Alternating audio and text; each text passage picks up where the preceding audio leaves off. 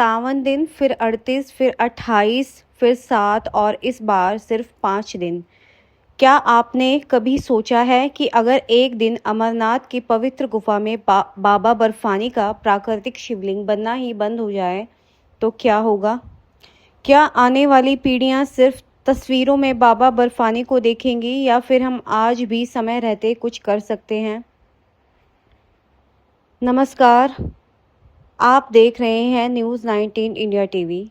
आज की ये वीडियो सिर्फ एक खबर नहीं बल्कि एक ऐसा सवाल है जो हर शिव भक्त, हर भारतीय और हर उस इंसान को खुद से पूछना चाहिए जो प्रकृति से प्रेम करता है। 7 जुलाई 2026 अमरनाथ गुफा में हजारों श्रद्धालु दर्शन के लिए पहुंचे, लेकिन वहां मौजूद कई श्रद्धालुओं और मीडिया रिपोर्टों के अनुसार प्राकृतिक बर्फ का शिवलिंग पहले जैसा दिखाई नहीं दे रहा था।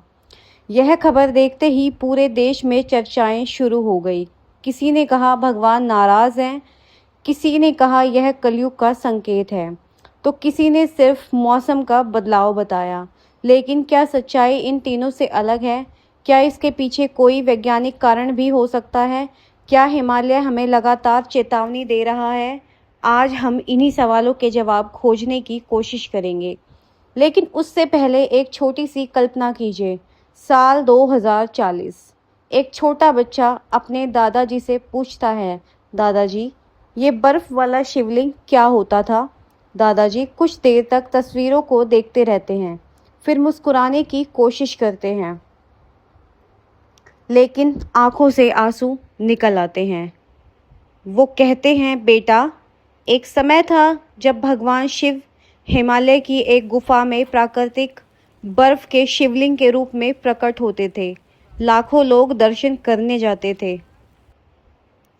लेकिन धीरे धीरे मौसम बदलता गया, बर्फ कम होती गई और एक दिन वह दृश्य सिर्फ इतिहास बनकर रह गया। दोस्तों, यह सिर्फ एक कल्पना है, लेकिन अगर हमने प्रकृति को समझना नहीं सीखा तो कल्पना कभी भी हकीकत बन सकती है। इस वीडियो में हम किसी की आस्था पर सवाल नहीं उठा रहे। आस्था हर व्यक्ति का अपना विषय है, लेकिन अगर भगवान प्रकृति में विराजमान है तो प्रकृति की रक्षा करना भी हमारी जिम्मेदारी है। आज हम जानते हैं आखिर बाबा बर्फानी का प्राकृतिक शिवलिंग बनता कैसे है। पिछले कुछ वर्षों में दर्शन की अवधि इतनी अधिक तेजी से क्यों घटी? क्या इसका संबंध जलवायु परिवर्तन यानी क्लाइमेट चेंज से है? क्या बढ़ती भीड़ भी इसी की एक वजह हो सकती है? और सबसे बड़ा सवाल, क्या अभी भी समय है कि हम इस धरोहर को बचा सके? चलिए सबसे पहले समझते हैं कि अमरनाथ गुफा में बनने वाला यह अद्भुत प्राकृतिक शिवलिंग आखिर बनता कैसे है। आखिर बाबा बर्फानी का शिवलिंग बनता कैसे है? अमरनाथ गुफा समुद्र तल से लगभग 3800 मीटर की ऊंचाई पर स्थित है। यहाँ सर्दियों में तापमान 0 से कई डिग्री नीचे चला जाता है। गुफा की छत से पानी की बूंदें धीरे धीरे टपकती हैं। जब ये बूंदें अत्यधिक ठंड में जमती जाती हैं तो समय के साथ बर्फ का एक प्राकृतिक स्तंभ बनता है, जिसे श्रद्धालु बाबा बर्फानी के रूप में पूजते हैं। यही इस स्थान की सबसे बड़ी विशेषता है। यह किसी इंसान द्वारा बनाया गया शिवलिंग नहीं है, ना ही किसी मशीन से तैयार किया जाता है। यह पूरी तरह प्रकृति की देन है। इसी कारण दुनिया भर के करोड़ों लोगों की आस्था इस स्थान से जुड़ी हुई है। कई श्रद्धालु का मानना है कि शिवलिंग का आकार चंद्रमा की कलाओं के अनुसार घटता बढ़ता है। वही वैज्ञानिकों का कहना है कि इसका आकार तापमान, नमी, पानी की उपलब्धता और गुफा के अंदर की वातावरण पर निर्भर करता है। यानी आस्था और विज्ञान दोनों इस बात पर सहमत हैं कि इस प्रकृति शिवलिंग का जीवन पूरी तरह प्रकृति से जुड़ा हुआ है। अब सवाल उठता है, अगर प्रकृति बदलने लगे तो क्या होगा? इसका जवाब समझने से पहले चलते हैं इतिहास की ओर। इतिहास क्या था? अमरनाथ यात्रा कोई नई परंपरा नहीं है।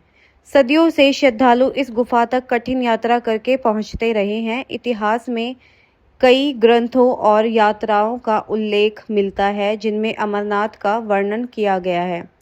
समय बदला, राजा बदले, शासन बदले, लेकिन यह यात्रा चलती रही।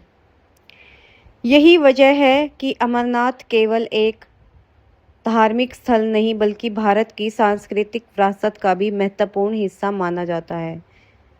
पहले यह यात्रा बेहद कठिन होती थी। संकीर्ण रास्ते, कड़ाके की ठंड, लंबी पैदल चढ़ाई और सीमित सुविधाएं, हर कोई यहां तक नहीं पहुंच पाता था। लेकिन पिछले कुछ वर्षों में सड़कें बेहतर हुई, यात्रा की सुविधाएं बढ़ी, मेडिकल कैंप बने, हेलीकॉप्टर सेवाएं बढ़ी और श्रद्धालुओं की संख्या भी लगातार बढ़ती चली गई। यह बदलाव अपने आप में गलत नहीं है। सुविधाएं होना ज़रूरी है, खासकर बुजुर्गों और दिव्यांग श्रद्धालुओं के लिए। लेकिन यहाँ एक महत्वपूर्ण सवाल उठता है, क्या हिमालय का यह नाजुक इलाका इतनी बड़ी संख्या में आने वाले लोगों का दबाव लंबे समय तक सहन कर सकता है? यह वह सवाल है जिस पर वैज्ञानिक भी लगातार रिसर्च कर रहे हैं। क्या सिर्फ भीड़ की वजह से? इस सवाल के जवाब इतना आसान नहीं है, क्योंकि किसी एक कारण की जिम्मेदारी ठहराना सही नहीं होगा। लेकिन कुछ बातें ज़रूर समझी जा सकती हैं। जब लाखों लोग किसी संवेदनशील पहाड़ी क्षेत्र में पहुंचते हैं तो वहां वाहनों की आवाजाही बढ़ती है, डीजल जनरेटर चलते हैं, अस्थायी शिविर लगते हैं, रोशनी, रसोई और अन्य व्यवस्थाएं होती हैं और इससे स्थानीय वातावरण पर प्रभाव पड़ सकता है। इसके साथ ही अगर प्लास्टिक और कचरे का सही प्रबंधन ना हो तो उसका असर भी आसपास के प्राकृतिक तंत्र पर पड़ता है। इसीलिए पर्यावरण विशेषज्ञ बार बार कहते हैं कि हिमालय बहुत सेंसिटिव फील्ड है। यहाँ विकास भी हो लेकिन संतुलन तरीके से। अब सबसे बड़ा सवाल, क्या केवल स्थानीय कारण है या पूरी दुनिया का बदलता मौसम भी इसकी एक वजह है? यहीं से शुरू होती है क्लाइमेट चेंज की कहानी। तो अब जानते हैं क्लाइमेट चेंज के बारे में। अब बात करते हैं उस वजह की जिसका असर सिर्फ अमरनाथ पर नहीं बल्कि पूरी दुनिया पर दिखाई दे रहा है, क्लाइमेट चेंज। पिछले कुछ वर्षों में वैज्ञानिक लगातार चेतावनी देते रहे हैं कि पृथ्वी का औसत तापमान बढ़ रहा है। इसका असर सबसे पहले उन जगह पर दिखाई देता है जो बर्फ़ और ग्लेशियरों पर निर्भर है।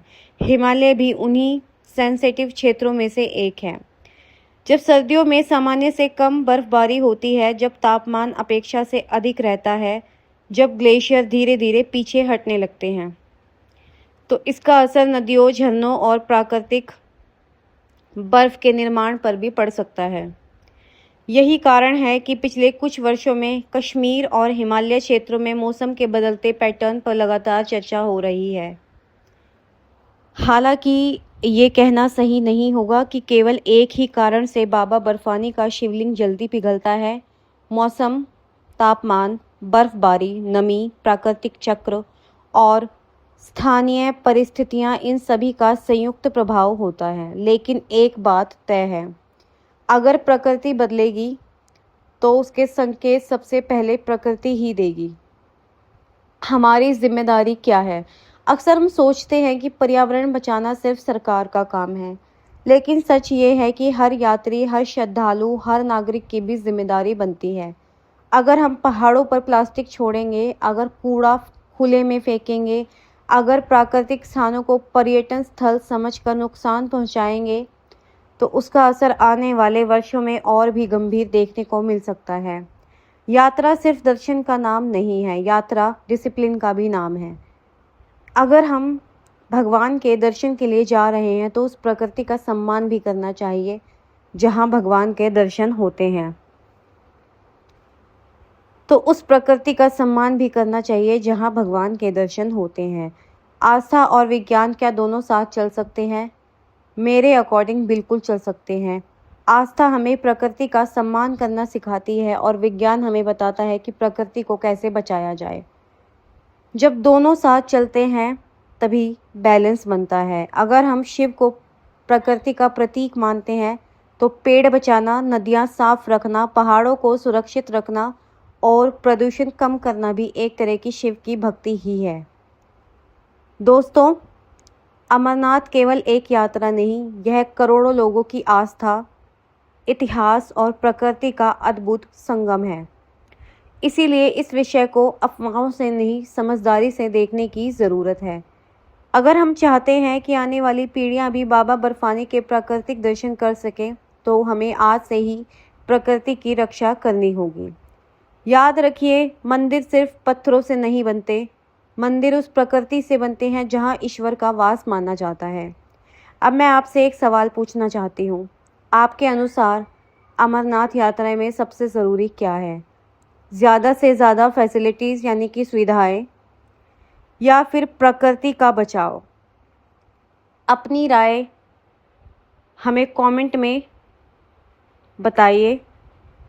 और अगर आपको यह वीडियो जानकारीपूर्ण लगी हो तो इसे अपने परिवार और हर शिव भक्त तक ज़रूर शेयर करें, ताकि अधिक से अधिक लोग इस विषय को तथ्यों और जिम्मेदारी के साथ समझ सकें। हर हर महादेव।